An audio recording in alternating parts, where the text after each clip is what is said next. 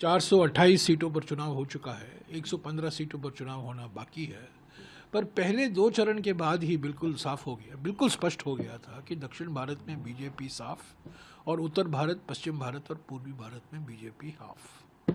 तो अभी तो तय हो गया है कि 4 तारीख को कांग्रेस पार्टी और इंडिया गठबंधन के पार्टियों को स्पष्ट और निर्णायक बहुमत मिलेगा।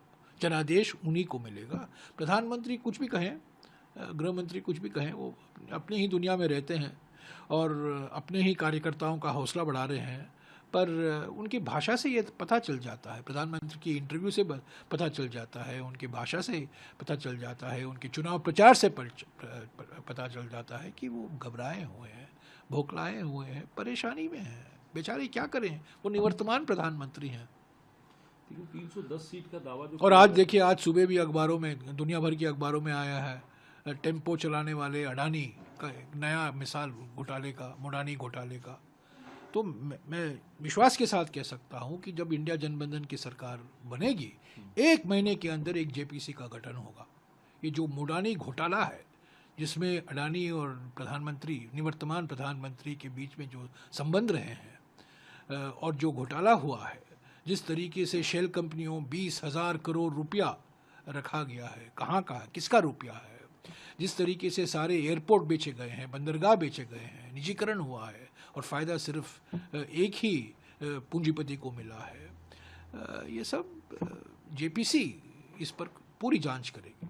सर, आप बड़ी बात कह रहे हैं कि आपने अभी तो खैर सरकार बनाने का प्रोसेस चल रहा है, लेकिन आपने एक बड़ी बात क्या कही है कि आप तुरंत जांच कराएंगे, तुरंत। बिल्कुल, 1 महीने के अंदर जेपीसी का गठन होगा।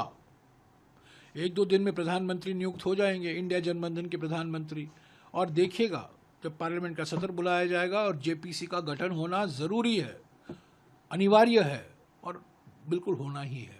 क्योंकि जिस तरीके से खुलासे हो रहे हैं, अरे प्रधानमंत्री ने खुद खुलासा किया है, प्रधानमंत्री ने खुद कहा है कि टेम्पो लेकर काला धन बोरियों में डालकर अडानी और अंबानी कांग्रेस पार्टी के दफ्तर पहुंचा रहे हैं। तो ये काला धन कहाँ से आया?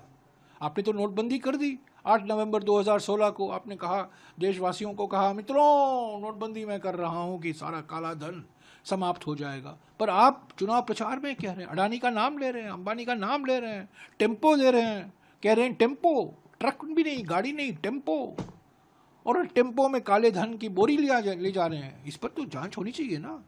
तो सारा जांच, मुडानी घोटाला का जांच, निजीकरण, कोयला, बिजली, बंदरगाह, ये सब मुद्दे हैं। और पिछले 10 साल में अगर एक पूंजीपति को फायदा मिला है प्रधानमंत्री की नीयत और नीतियों से, वो है गौतम अडानी।